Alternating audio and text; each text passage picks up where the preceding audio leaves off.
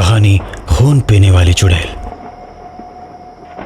रात के 9 बजे रागिनी जैसे ही बाथरूम में घुसती है, नल खोलती है तो नल से खून गिरने लगता है, जिसे देखकर रागिनी चौंक जाती है। शीशे की तरफ देखती है। बाथरूम के शीशे में उसे एक पिशाचिनी दिखाई देती है। तुम इस घर को छोड़कर चले जाओ, वरना मैं तुम्हें मार दूंगी। रागिनी के गर्दन पकड़ने के लिए पिशाचिनी जैसे ही हाथ बढ़ाती है, रागिनी बाथरूम का दरवाजा खोलकर चिल्लाते हुए बाहर निकलती है। दीपक रागिनी को चिल्लाते हुए बाहर निकलते देखता है तो कहता है, क्या हुआ रागिनी? मैंने बाथरूम में पिचासनी को देखा और जैसे मैंने नल खोला तो उसमें खून बह रहा था। पिचासनी का चेहरा शीशे में साफ साफ दिख रहा था। वो बोल रही थी, घर को छोड़कर चली जाओ, नहीं तो मैं तुम्हें मार दूंगी। उसने मुझे मारने के लिए मेरी तरफ हाथ भी बढ़ाया। क्या रागिनी, तुम भी ना? भूत वूत कुछ नहीं होता। मैं तो कहता हूँ ये तुम्हारे दिमाग का वहम है। चलो मेरे साथ, मैं चल के देखता हूँ कि कहाँ पे भूत है। दीपक रागिनी के साथ बाथरूम में जाता है और नल खोलता है। नल से खून की जगह पानी गिरता है। बाथरूम के शीशे में भी उसे कुछ नजर नहीं आता। कहाँ कुछ है रागिनी? यहाँ तो कुछ भी नहीं है। मैं तुमसे कह रहा था ना कि ये तुम्हारे दिमाग का वहम है। टेंशन की वजह से इंसान को ऐसा भ्रम हो जाता है। मैं पिछले कई दिनों से देख रहा हूँ तुम अपनी सहेली की मौत की वजह से बहुत ज़्यादा तनाव में रह रही हो और इसी की वजह से तुम्हें ऐसा महसूस हो रहा है। चलो, रात काफ़ी हो गई है, चलो चल के सोते हैं। दीपक तो सो जाता है, लेकिन रागिनी को नींद नहीं आती। रात भर पिशाचिनी के बारे में सोचती रहती है। रात के 1 बज रहे थे। अचानक रागिनी को लगता है कि बालकनी में कुछ है। रागिनी बालकनी की तरफ धीरे धीरे बढ़ती है और जब बालकनी के पास पहुंचती है तो देखती है कि पिशाचिनी बालकनी में खड़ी है। रागिनी कुछ सोच पाती उससे पहले पिशाचिनी रागिनी के शरीर में प्रवेश कर जाती है।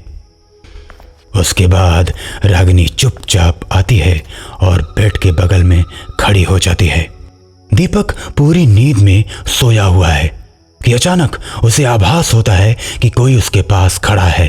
जब दीपक जागता है तो देखता है कि रागिनी का चेहरा हरा हो चुका है, उसकी आंखें लाल हो चुकी हैं। ये देख दीपक डर जाता है।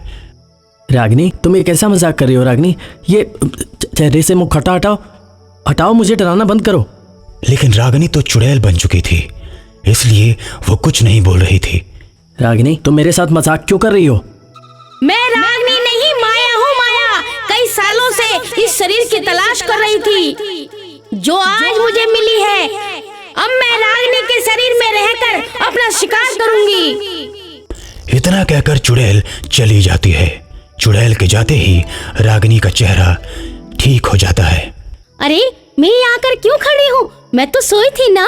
रागिनी की बात सुनकर दीपक समझ जाता है कि रागिनी को कुछ भी याद नहीं। फिर दीपक सोचता है, चुड़ैल की बात रागिनी को बताना ठीक नहीं है, वरना वो डर जाएगी। उसको बिना बताए ही कुछ करना पड़ेगा। लेकिन रागिनी को कुछ तो बताना पड़ेगा ना। वो क्या है ना रागिनी, तुम नींद में चल रही थी, मैंने अभी अभी तुमको जगाया है, वरना तुम अलमारी में टकरा जाती। लेकिन मैं तो आज तक नींद में चली ही नहीं और मुझे नींद में चलने की बीमारी भी नहीं है, तो फिर मैं आज नींद में कैसे चल रही थी? दीपक परेशान हो जाता है कि ऐसा क्या बोलूं कि रागिनी को मेरी बात का विश्वास हो जाए। वो क्या है ना रागिनी, ये कोई ज़रूरी नहीं है कि ये बीमारी बचपन से ही हो। ये बीमारी कभी भी हो सकती है और मैं भला तुमसे झूठ क्यों बोलूँगा।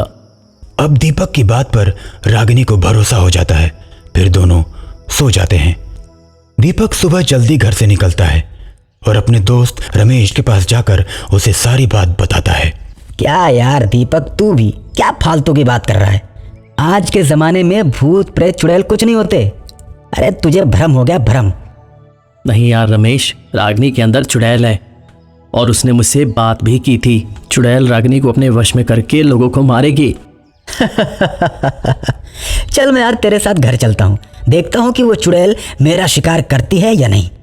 अरे वाह रमेश भैया, आज कैसे रास्ता भूल गए? दीपक की वजह से रास्ता भूल गया भाभी।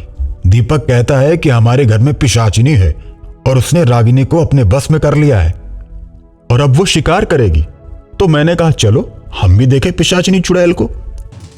दीपक, तुमको लगता है मेरे अंदर पिचासनी है? हाँ रागिनी, मैं तुम्हें नहीं बताना चाहता था और तुम्हें बिना बताए सब कुछ ठीक भी करना चाहता था, मगर इस रमेश ने सब गड़बड़ कर दिया। देखा भाभी, कुछ भी बोलता है। भाभी मैं भी चैलेंज करता हूं कि अगर तुम्हारे अंदर चुड़ैल है तो मैं उसको सबक सिखा कर ही जाऊंगा।